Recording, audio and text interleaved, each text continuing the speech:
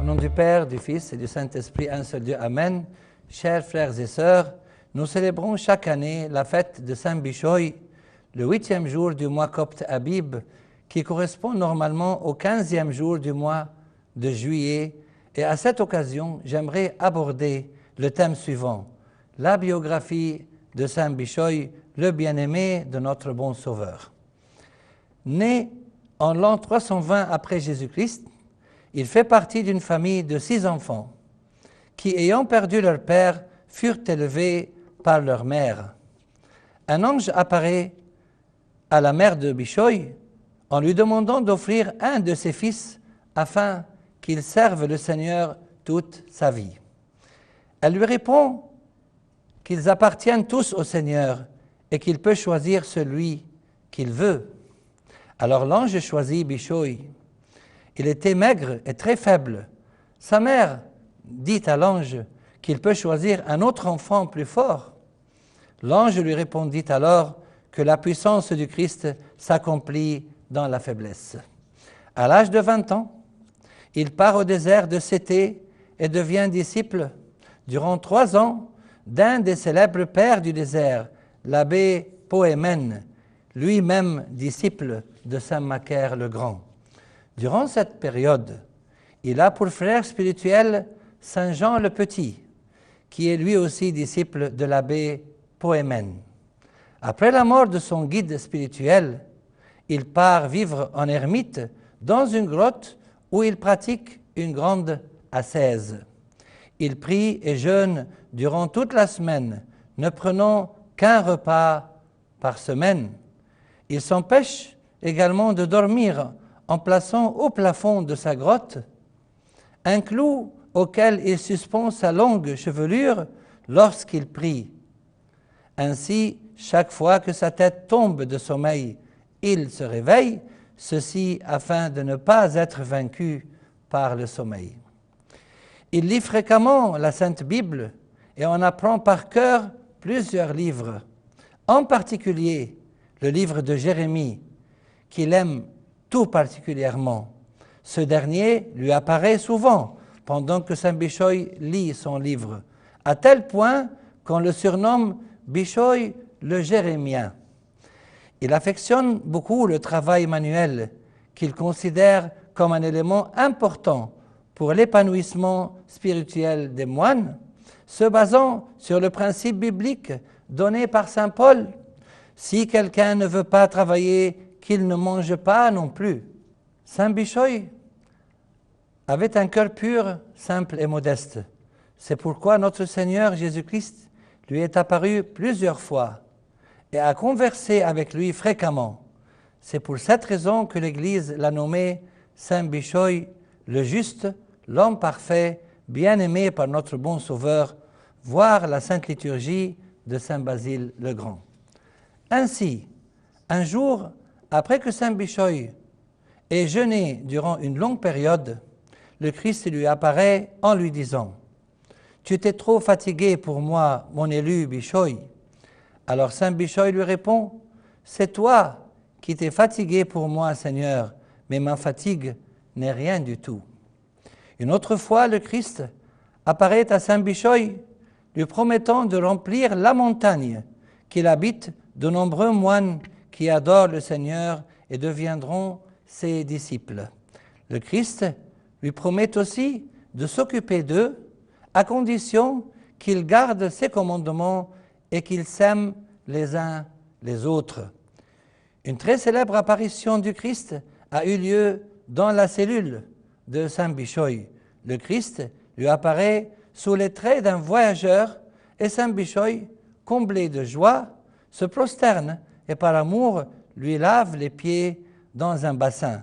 Le Christ le bénit avant de disparaître. Quelques instants plus tard, Saint Bishoy demande à son disciple qui vient d'arriver de boire l'eau du bassin dans lequel il a lavé les pieds du Christ. Ignorant ce qui vient de se produire, son disciple refuse.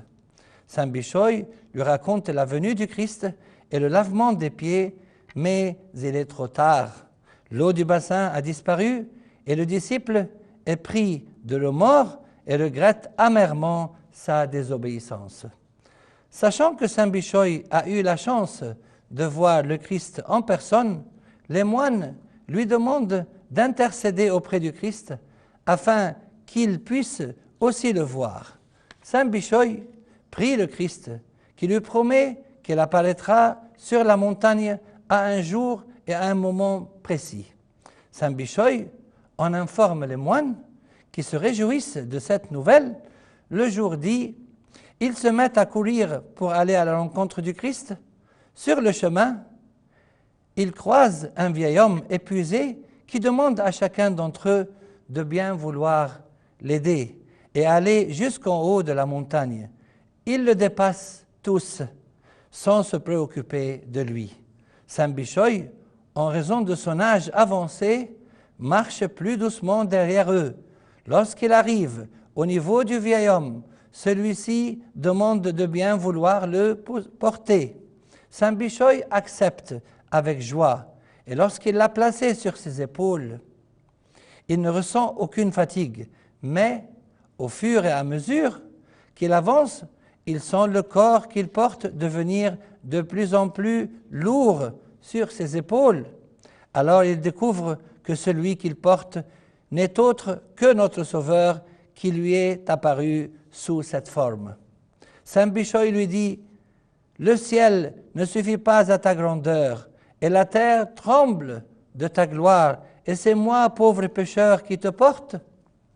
Alors le Christ lui dit en souriant, « Parce que tu m'as porté, mon bien-aimé Bishoy, ton corps restera incorrompu, puis il disparaît. » Lorsque les disciples de saint Bishoy apprennent ce qui s'est passé, ils sont dans une grande tristesse de ne pas être venus en aide au vieillard et de ne pas avoir eu la bénédiction de porter le Christ. Saint Éphrem le Syrien vient de très loin pour voir saint Bishoy, mais il ne parvenait pas à se comprendre. L'un parlait le syrien et l'autre le copte. Saint Bishoy demande à Dieu qu'il puisse communiquer entre eux. Dieu permet alors qu'ils se comprennent mutuellement et ils glorifient Dieu ensemble. À la fin de sa vie, les barbares envahissent le désert en l'an 407 après Jésus-Christ. En conséquence, tous les moines s'enfuient. Saint Jean le Petit demande à saint Bishoy, « Homme de Dieu, as-tu peur de la mort ?» Et il lui répond, « Non, mais j'ai peur que si un des barbares me tue, il aille en enfer à cause de moi. » Saint Jean part au monastère de Saint-Antoine, près de la mer Rouge, où il passera le reste de sa vie jusqu'à sa mort. Quant à saint Bishoy, il part pour Antinoé, en Haute-Égypte. Il y habite sur une montagne où il rencontre saint Paul de Tamou, qui devient son nouveau frère spirituel, si bien qu'il demande à Dieu de ne jamais être séparés, même après leur mort. Saint Bishoy y demeure jusqu'en l'an 417 après Jésus-Christ, et il meurt à l'âge de 97 ans. Saint Paul de Tamou décède après lui. Ils sont enterrés ensemble comme il l'avait souhaité à Antinoé. Au IXe siècle, leurs corps sont transportés au monastère Saint Bishoy, situé dans le désert de Sété, à Wadi Natroun, quelque part entre le Caire et Alexandrie. Les reliques de saint Paul sont placées avec le corps incorrompu de saint Bishoy. Les deux y sont toujours vénérés jusqu'à ce jour. Que leur sainte bénédiction soit avec nous tous, et gloire à Dieu maintenant et pour les siècles des siècles.